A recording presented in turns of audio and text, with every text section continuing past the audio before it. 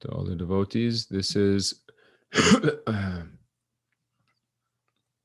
a continuation of the ocean coming to Lord Ram and saying, yeah, do what you want. I know this isn't a big problem for you for you specifically to cross over, but you can do whatever you like with my waters. If we look back at that verse, it's such an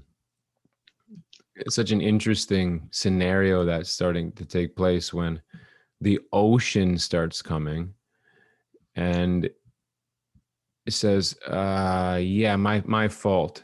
Lord Ramachandra takes 3 days and starts to fast. So even the Lord fasts. So if we can every now and then fast, it's a good thing. So the Lord fasts for 3 days, and then he's waiting for a response. Because usually when we do fasting, there's a result from it. Either we get a little bit clearer head, or something starts to take place as we fast. I know Arjuna Prabhu does these fasts periodically, and there's always a result when these fasts happen for him. I know it gets everything back in gear. And if you've ever done a fast for a short time or even a long time, there's different stages you go through. So even the Lord fasts, to set an example for us, and he fasts for 3 days, and he's waiting for who? The ocean personified to come, because everything in Vedic paradigm has personality. Something we know as kids, something we forget as adults because we've placed ourselves in the center, and we forget that everything has personality. But if you just observe little children, everything has personality. This pen has personality. This little mic thing has personality. They play with it. They talk to it. It reciprocates with them in some way, shape, or form. And we understand that, yeah, why wouldn't the ocean have a personality? Why wouldn't the sky have a personality? Why wouldn't these trees, which we know are living entities, but do we really? Right? Like, do we really understand that's a person there? That's a spirit soul. So everything has personality, and Lord Ramchandra comes to the ocean and wants to have a conversation. Well, he gets the message, he gets the memo, and he comes to the Lord and does what everybody should do when they come in contact with the Supreme Lord, and something that happens sometimes inside of inside of our hearts is we become submissive, which in this culture, the Western culture, is not a very good thing. Nobody wants to become submissive. There's no need. We are we're building our castles in the sand, so we don't need to become submissive. But what happens is, when the Lord or the presence of the Lord starts to manifest inside of the heart, or a representative of the Lord comes close, immediately submissiveness comes into the heart, and then we start to offer prayers. And this is what we read over and over again in the Bhagavatam, is a lot of glorification or prayers to the Lord. And these glorifications or prayers of the Lord are not something to run by quickly and get to the good stuff. This is the good stuff. This is how we can start to understand through sound vibration what the good stuff actually is, right? What is the good stuff? And the good stuff is the Supreme Personality of Godhead. Listen to this. It's so interesting, right?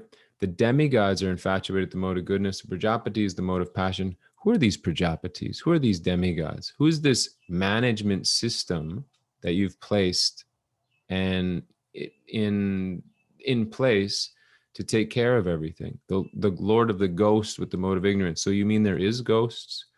So you mean sometimes those nightmares that I have, those are affected by something that I can't see? Yeah, this is the material nature that we find ourselves in. And the personification of the ocean is speaking what's happening beyond what we can just see, and saying things along the lines of, just come, I'll help. I'll give, just do whatever you need to do, create a little bridge if you want. And so they get to work. So Lord Ramchandra and his great devotees, the monkeys, they go and they construct a bridge, because there's nothing as sweet as service. And so they get excited about it, and they run and they go to get a bridge. I told this story recently where, you remember, in the middle of this, there's a famous story that comes out in a lot of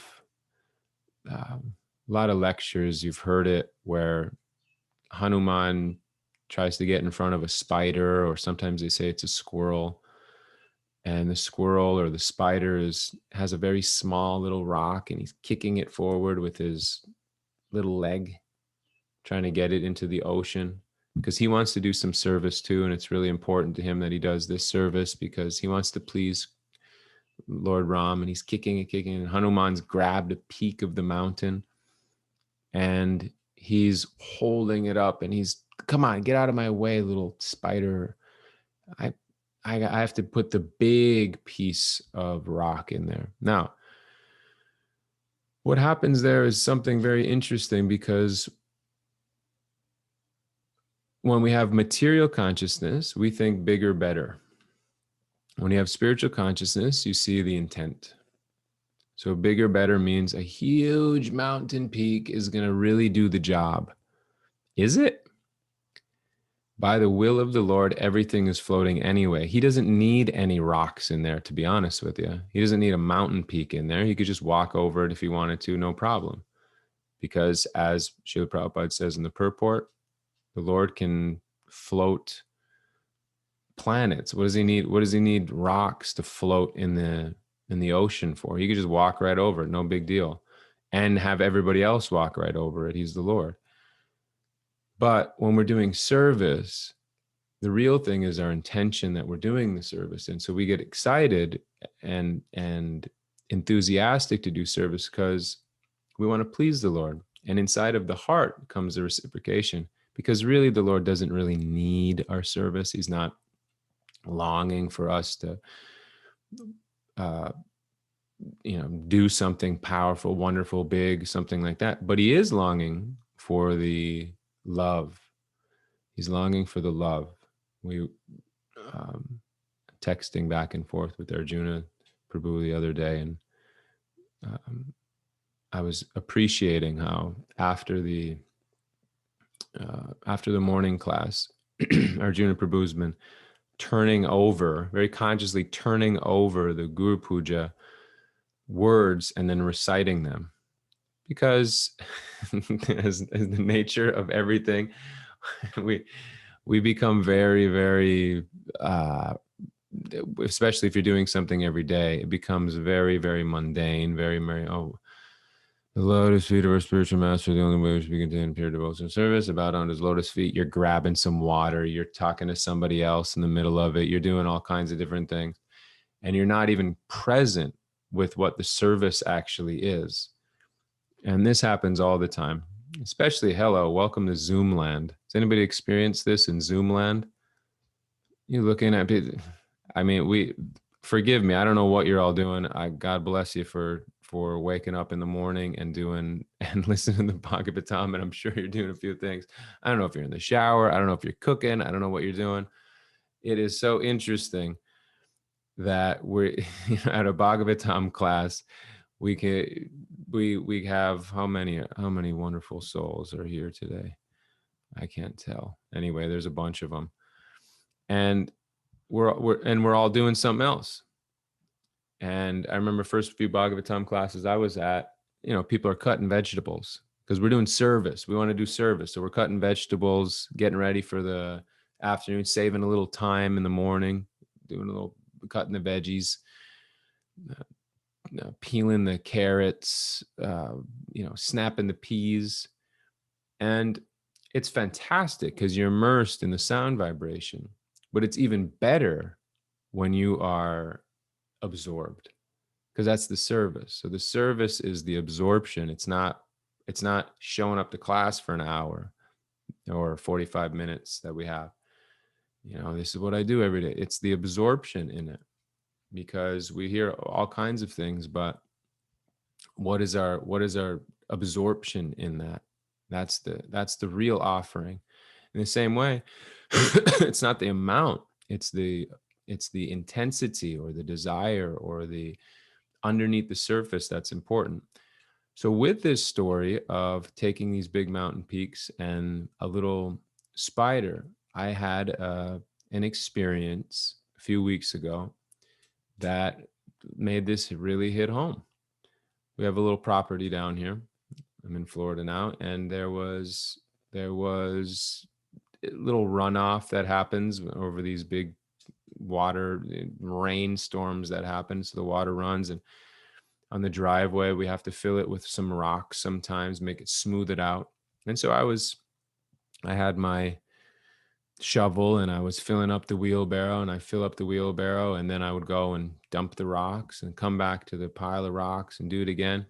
And of course, our little guy Jai was watching this, and he's eager to help. Definitely, he's got a service attitude. I'm so grateful for that. He's always eager to help. He's eager to give. If you ever come in contact with him, I hope he feeds you. He really likes to feed people. It's his thing. Takes blueberries, puts them in your mouth, takes whatever it is, puts them in your mouth. Arjuna's had some sourdough bread, here you go, take some. He likes this because it's pleasing. Now, how does he know that? It's because it's natural. The soul is pleased when they're serving and they're giving. So he's watching and he's thinking, well, I need to help. So I'm up there, up on the road, and I just start hearing, just this struggle going on. And I finally get done with the rocks, and I'm bringing the wheelbarrow down, and here's this little guy. I should have brought the prop. It's the he's got a shovel. It's literally this big. Well, it's red. It's this little shovel. It's got this little handle on it, and he's going like this, and he's balancing 3 rocks in the shovel, balancing them, and he's waiting, just waiting for me. He's got 3 on there, which is it's full capacity for sure. It's tiny. And he's waiting for me to come back down there. And as soon as I get down there, he puts them in. Now I'm thinking, oh my God, those 3 rocks are so much more powerful than whatever hundreds that I'm throwing in there, just because of how he was so happy to please and be part of the action. It was so beautiful. And then take it another step further. Then I say, oh, thank you so much. And he gets a few more rocks in there, and I'm mode of passion. I got to get this done. And I'm throwing rocks in there, just throwing them in there. And I fill it up. And then something so beautiful happened. He comes right in front of me, stands right in front of me. And I lift up the wheelbarrow, and he stands right in front of me. He starts pushing it. Now I want to run up there, get this thing done with. But now I have to move at his pace because he's pushing. He's doing the service. And I just remembered this whole pastime here just comes back, because you see, who cares? I wish I was this sincere. This is so beautiful. My heart as a father was just completely moved.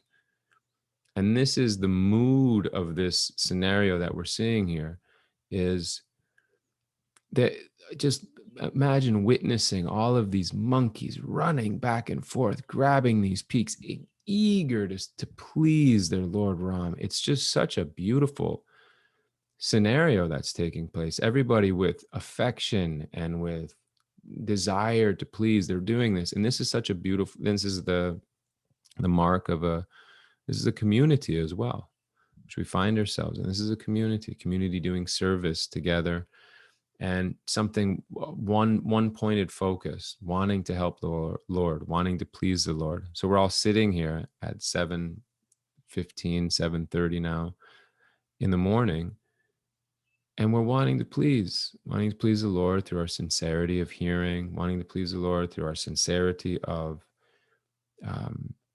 our affection for Srila Prabhupada, who's given us these books, for our affection for this amazing, the beautiful Bhagavatam, they say, right? This beautiful Bhagavatam that takes us from darkness to light. So we're all together in this yajna. And whether you have a big mountain or a small mountain doesn't really matter. Whether you're cutting vegetables right now for lunch, or whether you're uh, sitting down in lotus pose, doesn't matter. But the intensity that you're doing it is what matters. So in the purport, we get to this point that we all have to get to at some point, of looking at material nature and saying, that's amazing. Because a lot of what we read sometimes is, when we talk about prakriti or we say material nature, sometimes it gets we get a little bit fearful of it. Oh my God, it's all Maya. It's all Maya. So much Maya, this material nature, it's all Maya. But the Lord's controlling all of it. And we should be conscious, as we heard a few days ago from Ekaviri Prabhu, discussing about being fearful, how we should pray to, and he was discussing in terms of Tamal Krishna Maharaj, who overheard Srila Prabhupada praying deeply, never, please don't let me fall down, my Lord. Please do not let me get distracted. So we should have that mood, but we should also see that everything's working under his direction. A lot of times you've probably heard this statement that life is happening for me, not to me. Right? Life is happening for me, not to me. And it's such a sweet statement, and something you can put on your mirror. It's something you can post on Instagram if you want. But it's really the result. That's in one sense, that's a result of deep sadhana, deep service, deep. That's the result of faith. Is that we see that everything's acting for me to go deeper and deeper into my connection to the Lord. Now, with that being said, and I'm going to spend a decent amount of time exchanging, because I have to run right at 8:00. I have another commitment. But I wanted to talk a little bit about the difference with Lord Ram and Krishna, and how it plays out in something like this. We see that this last sentence here, consequently, Lord Ram constructed a bridge over the Indian Ocean with the help of the monkey soldiers. It's not at all wonderful, Prabhupada says, but it is wonderful only in the sense that it's kept the name and fame of Lord Ram eternally celebrated. Well, if you come from the Christian paradigm, which I come from, you've heard about walking on water, right? Everybody's heard about that, Jesus walking on water. And what you'll see in that paradigm is a lot of excitement over these mystical, magical things that happen. And it becomes very exciting because we start to see the power and the opulence and the glory of God in that way, or his representative. We think, oh, this is amazing. And it's something out of our ordinary, which is needed sometimes to shock us. It's out of the ordinary. I've never seen it. I've never went to an ocean and said, boy, I'd really like to walk on this ocean. And then I just picked up a stone and threw it and then just started walking. I've never done that. I've never seen anybody else do that. Ocean for me is always nerve-wracking because it's got so much power. Whenever I'm around the ocean, you ever feel that? It's so much power. It even the sound of the ocean is it's so humbling. So I've never seen this, but because this pastime happened, we still talk about it so many years later. And that's something to glorify the power and the opulence of the Lord, which we read about in the Bhagavad Gita in the 10th chapter. Krishna says, yeah, no problem. He goes into it. He says, I'm the source of all spiritual and material worlds. Everything emanates from me. The wise who perfectly know this engage in my devotional service, which is what the monkeys did, didn't they? And they worship me with all their hearts. They give their hearts in service. Because we want to understand, and this is how the Bhagavatam lays itself out. That's why Prabhupada or the Acharyas say, read first through the ninth and then get to the 10th canto. So you can understand who you're dealing with when you start to deal with the sweetness, the salient features of our sweet Lord Krishna, the sweetness of the Lord, his charmingness. Is that a word? Charmingness, his charming nature, right? He's so charming and sweet. This is the salient feature of Krishna. It's different than Ram, who that's not the mood. And you'll meet Ram Bhaktas who are, they just don't have the same mood. They can't get into this little boy tending cows. They can't get into this little boy who's stealing butter. It's not their thing. They like the fact that there was a bridge and there was some warfare, and Ram defeats the demons really powerfully, and it's really beautiful, and they like that. And that's how the Lord comes to them.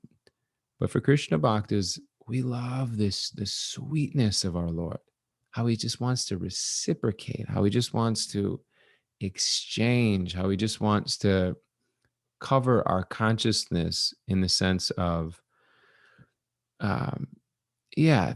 this on reverence thing that goes on, and come to this space of, oh my, he's just, we got to do something for this little boy. We got to protect him. We got to please him. We got to make sure he's happy. And he brings us into that mood. And that's the salient feature of Krishna. And that's the beautiful pastimes of Braj. These beautiful pastimes, which we're going to get to. I mean, we're getting to the 10th canto. We're marching our way towards that. We're going to get to these beautiful pastimes that do what? They attract the heart. Because once we start to hear these pastimes, after we've understood that the Lord is the source of all spiritual and material worlds, he's so powerful, and yet somehow he's so cute, right? Lord Brahma is bewildered after he steals the calves, and he's looking down at this little boy. And I'll never forget talking to Pradumna Prabhu, who's doing he's got a whole research series on this pastime of stealing if you don't know Pradumna Prabhu, if you listen to a lot of Srila Prabhupada's tapes, you'll hear Pradumna Prabhu being the Sanskrit person speaking the Sanskrit, and he lives there in the Bhakti Center.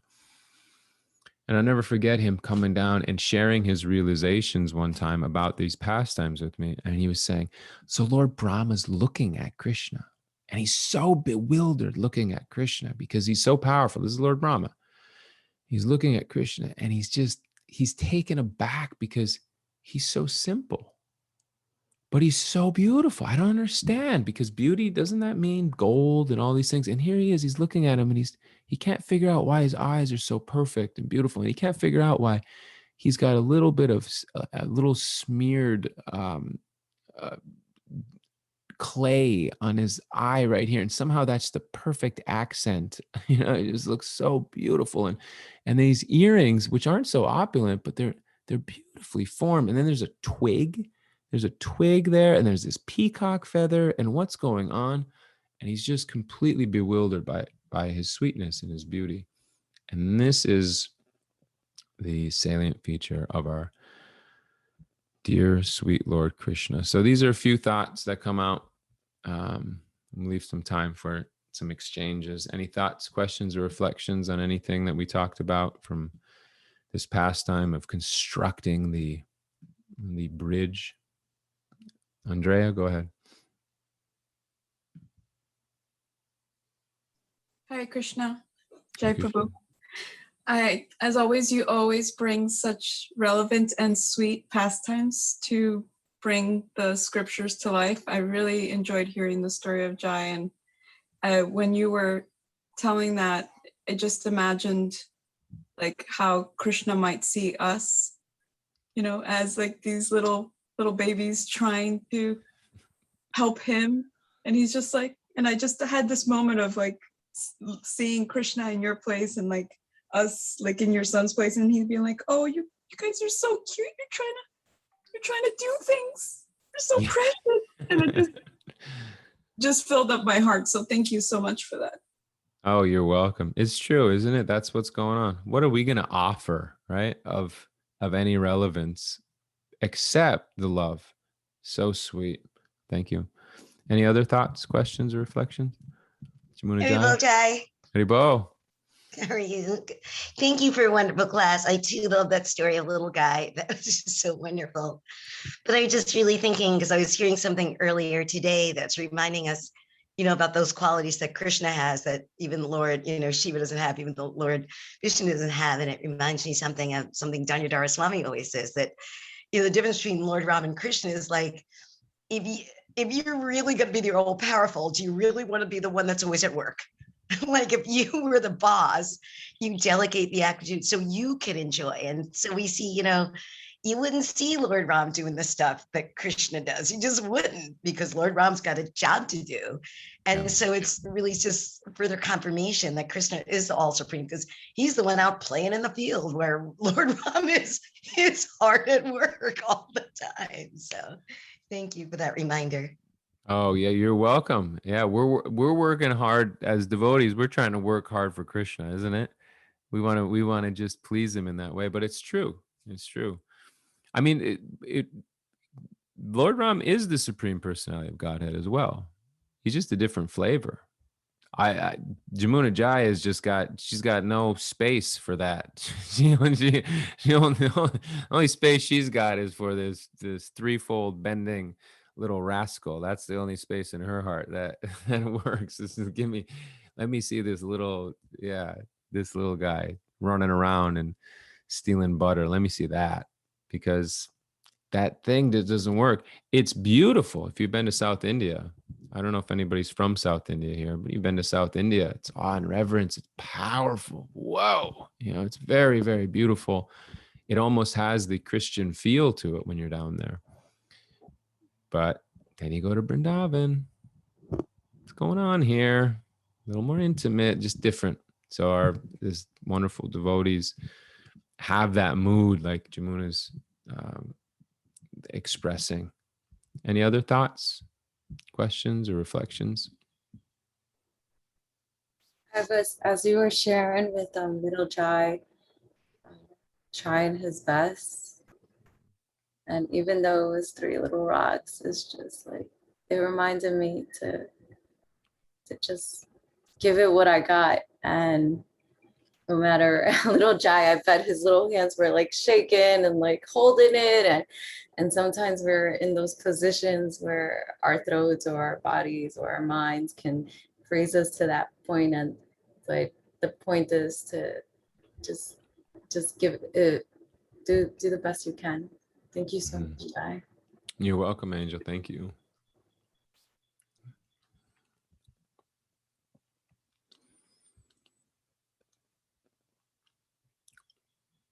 Okay, anything else?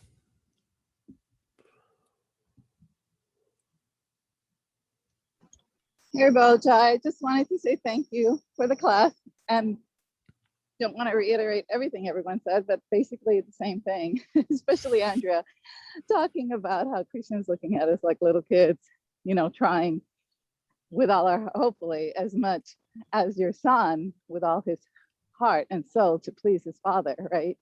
Yeah. That's really sweet. Thank you. You're welcome. You're welcome. Indira's going for a walk.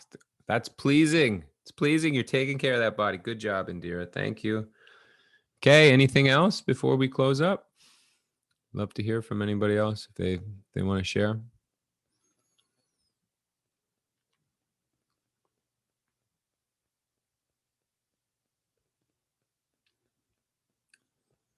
Okay. Nayana? Yes, Jai Giridhari. Okay. Thank you so much. I think we're going to close up then. Sorry. Arjuna Prabhu has something to say. Oh, nice. Let's hear it, Arjun. Okay, no. Hare Krishna. Wonderful class. Hare Okay, This is the supreme form of Nayana that's speaking. Whenever she speaks, whoa, it sends shockwaves through us. Thank you. Sorry, it's the connection. Okay. Well, thank you all so much. Very grateful to be with you, and I hope you have a beautiful day, weekend. See the presence of the Lord. Give our full hearts as a community, just like these monkeys. We're trying to serve Lord Ram. Let's go out there today and serve to our best ability with full sincerity. Hare Krishna. Thank you.